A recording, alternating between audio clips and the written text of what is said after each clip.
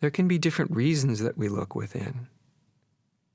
We can be drawn to look within from the ego, usually because the ego is in enough pain, enough suffering, that it's looking for a way out. It's looking for a way to mitigate its suffering. And so it starts to, when people start to have enough suffering, that can cause them, not always, but it can cause them to start to turn within in a deeper way. So in a certain sense, this self-consciousness, which is the turning in, right? Because self-consciousness, the feeling of it, this experience of it is created by awareness arcing back, turning and looking back. So in essence, it's turning and looking back within.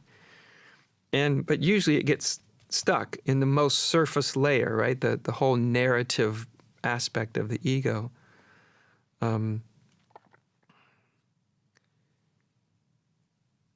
So we can actually be called to look within as a way to eliminate or mitigate as much suffering as possible. And that's a totally rational impulse within the ego. It's sort of like the same reason that someone would go to a psychotherapist, or they might go to a spiritual teacher.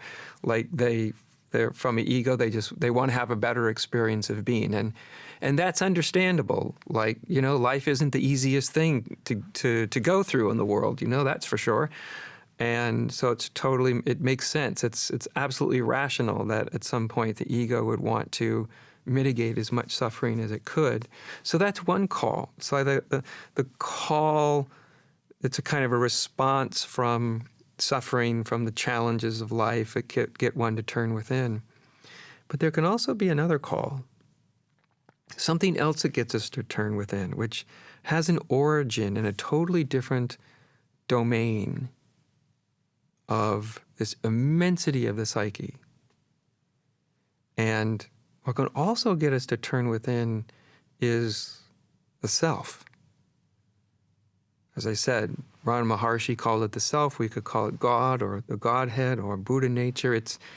And these terms, I'll just use the word self with a capital S for this evening. The self is an immensity. It's the ego is like this infinitesimally small part of the psyche compared to the self. The self really knows there is no boundary. There's no experience of a limitation or edge to the self. When it's experienced, it's boundless, right? So therefore, it's often called the fundamental reality. Our spiritual search, like I said, it can be initiated by the ego. Usually the ego has something to do with the spiritual search. There's some motivating factor within the ego. But there's also can be another place that the spiritual instinct really emerges from. And that's from the self, from this immensity. And when the spiritual instinct the spiritual instinct, properly speaking, belongs to the self. It doesn't really belong to the ego. The ego actually receives the spiritual impulse. It doesn't create it. The ego may want to feel better. It may want to mitigate or end its suffering. But that's different than the spiritual impulse. The spiritual impulse will use that desire in the ego to accomplish its ends. So the ego isn't left out. Even the motivations of the ego can be utilized. But when the self begins to move within you, there is no ambiguity that you are being acted upon. You as an ego are being acted upon by something that's completely outside of the ego, completely beyond the ego. Right? So the spiritual impulse then from the ego's point of view is something that the ego receives. It's not something it creates. And sometimes, even if our spiritual search is motivated, maybe entirely at the beginning, by the ego, by its search to feel better and want to stop suffering and all of that, that even when that happens, that it's entirely motivated from the ego and it turns within, that makes actually the ego vulnerable. I would say vulnerable in a positive sense, not a negative sense. It makes it vulnerable to arousing the self, the true spiritual instinct that lies at the very heart of the self. And I'm sure some of you, maybe many of you, have had the experience of dabbling in spirituality. You get interested, you read some books, you listen, well, nowadays you listen to some YouTube, presentations and whatnot. And it's kind of an interesting adventure. And then probably some of you have had the experience, you're in this kind of interesting adventure at the beginning, and then one day something else arises within you, and you get this unsettling feeling that your own spiritual search doesn't actually belong entirely to you.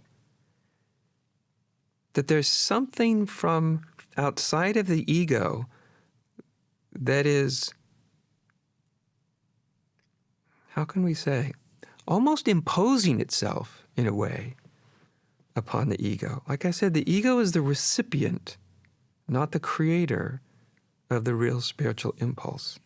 So sometimes if we're just dabbling in spirituality, it's interesting, and it's kind of an adventure, then all of a sudden the game kind of shifts.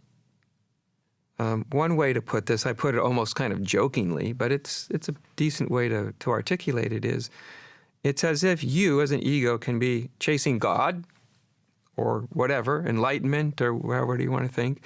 So there you are as an ego chasing God. In whatever way you do that, prayer, meditation, listening to spiritual talks, reading books, whatever. And then all of a sudden, one day, you realize that the game is shifted. It's reversed. And all of a sudden it feels like you are being chased by God. And you still don't know what God is, or Buddha nature, or the self, or any of these terms for that which is almost infinitely bigger than the ego. You still don't know what that is, but you can feel the transition from when the spiritual instinct within the self is activated. You then have a feeling that your own spiritual search, your own spiritual orientation doesn't really fundamentally belong to you as an ego. And at that point, I say it's kind of unsettling, because you have this feeling that it's your own spiritual search is not entirely in your control, It's, in other words, you can't just put it down when you want to you can put it down, but it'll pick itself back up.